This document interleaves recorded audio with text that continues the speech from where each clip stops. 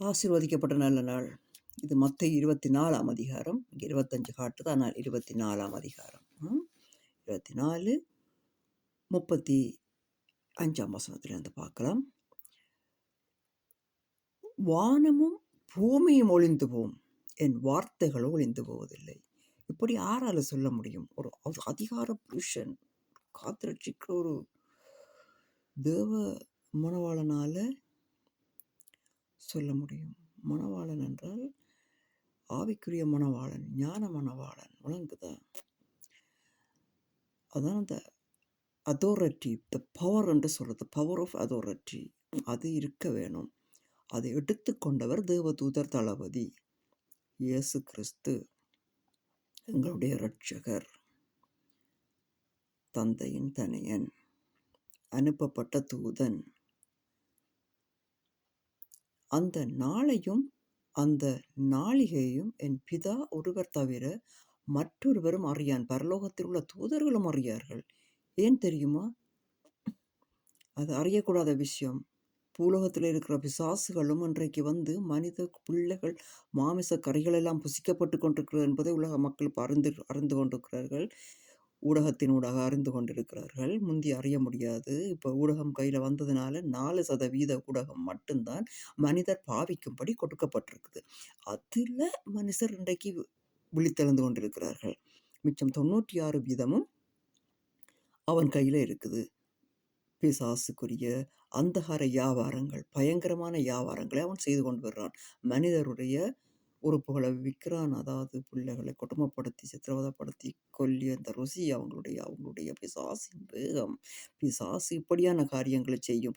ஆனால் தேவனோ வேற மாதிரி நடந்து கொள்வார். சரி, பார்ப்போம் ஏன் இப்படியான மக்கள் இந்த பூமியில் வந்த வேண்டியதை பார்ப்போம்.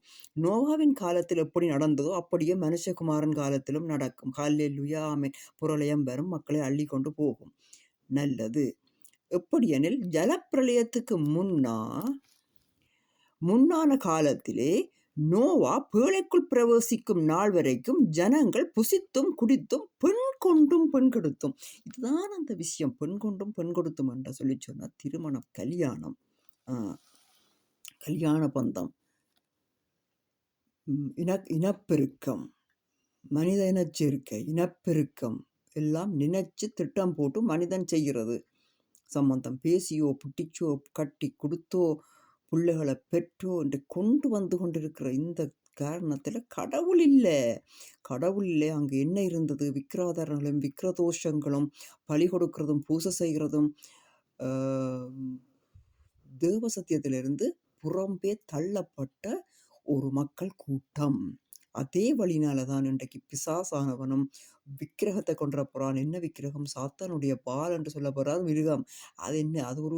அது சாத்தானுடைய வேத புத்தகம் என்று சொல்லி ஒரு லைப்ரரியில் பெட்டி ஒரு புத்தகம் இருக்குது. அதில் முன்னால் ஒரு படங்கள் இருக்குது. அந்த படத்தை பார்த்தா ஒரு ஒரு ஒரு ஒரு பொய்க்கு பொய்யான ஒரு உருவம் இல்லா உருவம் உண்டு.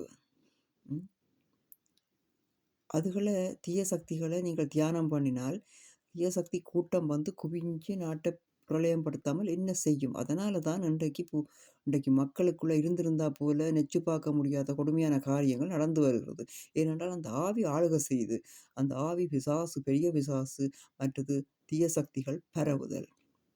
இது ஒரு மனித மனநிலை, சூழ்நிலை.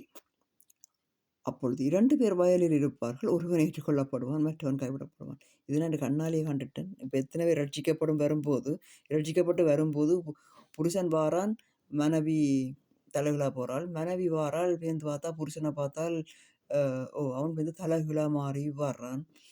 ஆனாலும் கைவிடப்படாமல் இரட்சிக்கப்பட வேணும், ஆண்டவர் தொட வேணும் என்று இரவும் பகலும் வேண்டுதல் செய்கிறோம். தயவு செய்து இந்த வேண்டுதலை ஏறெடுத்துக் கொள்ளுங்கோ. இரட்சிப்புக்காகவும் விடுதலைக்காகவும் கொடுக்கப்படுகிற இயேசுவின் ரத்தம் ஒருத்தர் மேலும் தெளிக்கப்படுவதாக. சமாதானம் உண்டாவதாக. ஆமென்.